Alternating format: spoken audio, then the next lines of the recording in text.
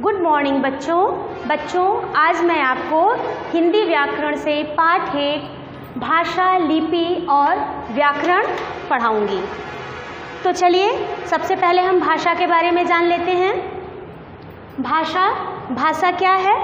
भाषा वह माध्यम है जिसके द्वारा हम अपने मन के भावों और विचारों का आदान प्रदान करते हैं, उसे भाषा कहते हैं। भाषा क्या है? भाषा वह माध्यम है जिसके द्वारा हम अपने विचारों का आदान प्रदान, मतलब एक दूसरे किसी की बात को सुनते हैं और अपनी बात को उसे समझाते हैं। ये क्या है? ये हमारी भाषा है। जो हम भाषा के भेद, भाषा के 2 भेद होते हैं, मौखिक भाषा और लिखित भाषा। तो सबसे पहले मौखिक भाषा के बारे में जानते हैं।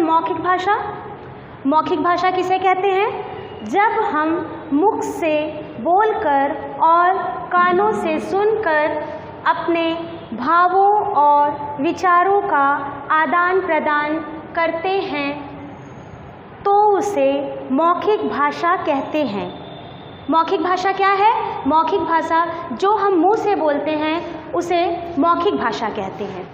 जैसे भाषण, दूरभाष, वार्तालाप आदि, ये क्या है? ये मौखिक भाषा के उदाहरण हैं। लिखित भाषा किसे कहते हैं?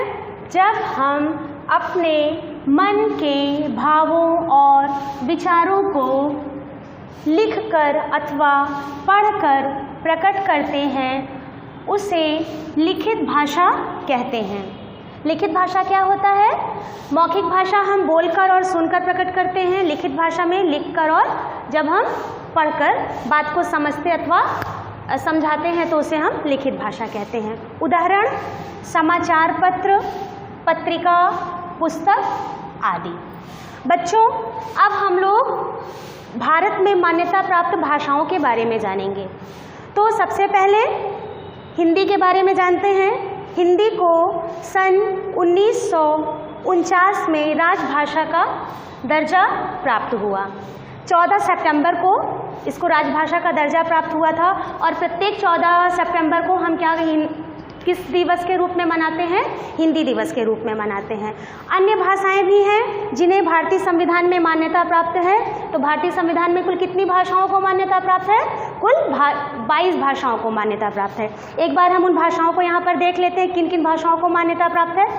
हिंदी, कन्नड़, गुजराती, तेलुगु, बांग्ला, मराठी, संथाली, उड़िया, कश्मीरी, डोगरी, नेपाली, बोडो, मलयालम, संस्कृत, उर्दू, कोंकणी, तमिल, पंजाबी, मणिपुरी, मैथिली, सिंधी, असमिया। ये जो भाषाएं हैं, 22 भाषाएं, इनको भारतीय संविधान में मान्यता प्रदान की गई है। बच्चों, अब हम जानेंगे लिपि के बारे में। लिपि किसे कहते हैं?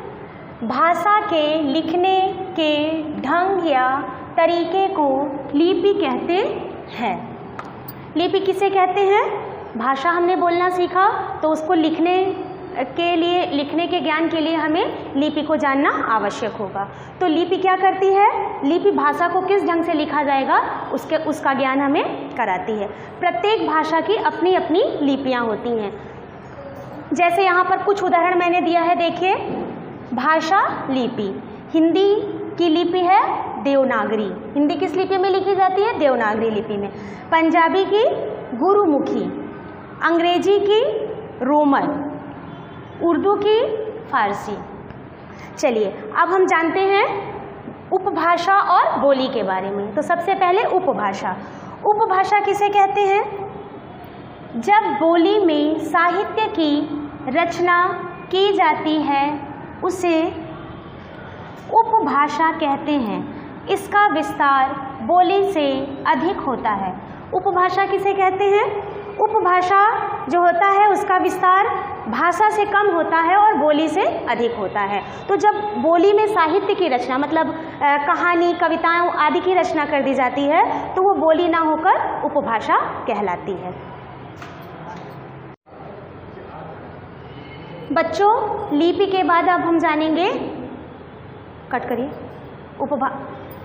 अब हम पढ़ेंगे बोली। बोली किसे कहते हैं? किसी सीमित क्षेत्र में स्थानीय व्यवहार में प्रयोग की जाने वाली भाषा बोली कहलाती है। जैसे हरियाणवी, भोजपुरी। बोली क्या होती है?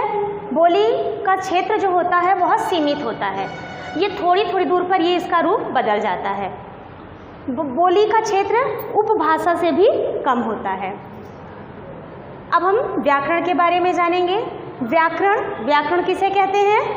व्याकरण वह शास्त्र है जिसकी सहायता से हम भाषा के शुद्ध मानक रूप में बोलना, पढ़ना और लिखना सीखते हैं। तो व्याकरण क्या है?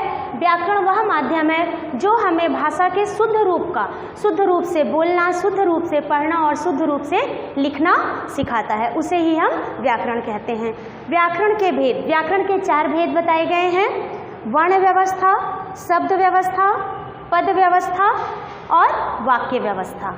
तो व्याकरण के कितने भेद हैं? 4। अब हम अंत में जानेंगे मानक भाषा किसे कहते हैं। अभी आपने यहाँ पढ़ा ना मानक रूप, तो हम मानक भाषा के बारे में भी जान लेते हैं। मानक भाषा किसे कहते हैं? भाषाविदों ने भाषा को एक रूपता प्रदान करने के लिए मानक भाषा का निर्माण किया। जब भाषा का निर्माण हो गया तो जो भाषाविदों मतलब भाषा के जो ज्ञानी लोग थे, उन्होंने एक रूप बनाए रखने के लिए, हर व्यक्ति का अपना अपना लिखने का ढंग होता है, कोई किसी भी तरीके से लिखता है, तो वो स्वरूप जो है, भाषा का स्वरूप बिगड़े ना, उसको एक रूपता बनाए रखने के लिए, एक सा बना रहे, इसके लिए मानक भाषा तैयार की गई, निर्माण किया गया, ताकि जो शुद्ध रूप होगा भाषा का, मानक भाषा के ही अनुकूल होगा। बच्चों, ये हमारा पाठ यहाँ पर पूर्ण हुआ, जिसके अंतर्गत भाषा, लिपि और व्याकरण के बारे में हमने जाना। धन्यवाद बच्चों।